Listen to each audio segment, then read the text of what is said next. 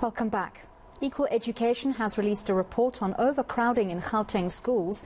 The NGO has called on the province's education department to look at the issue more comprehensively and take on board its report recommendations. eNCA's Pule Letshwiti-Jones has more on this story.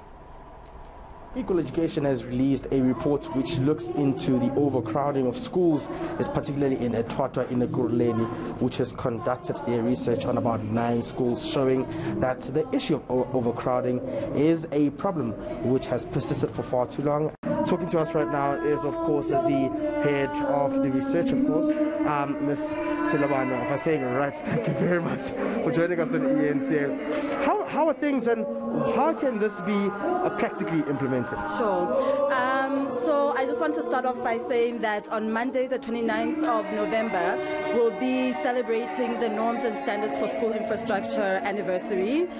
The norms have been in place since 2013, and they speak to the type of infrastructure that schools must have to be environments that are conducive for teaching and learning, that are safe. And the focus for a very long time, and rightly so, has been on water and access to sanitation, making sure that schools are built with appropriate material. But another element of the norms is a sufficient number of classrooms to avoid overcrowding. And that deadline was for November 2020. But we know that many provinces, in particular Gauteng, the urban provinces, have struggled to meet that deadline.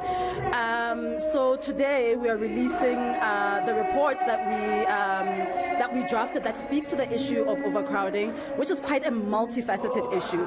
So it does have an infrastructure, a strong infrastructure component, but it also speaks to the availability of teachers, to the availability of school furniture, to the number of learners that a school can actually accommodate, and how that manifests in real life if that number is skewed, as well as the implications of overcrowding, the psychological impact, the behavioral impact, the impact on infrastructure and its deterioration. So in the report we make a number of recommendations that we hope the GDE takes on board.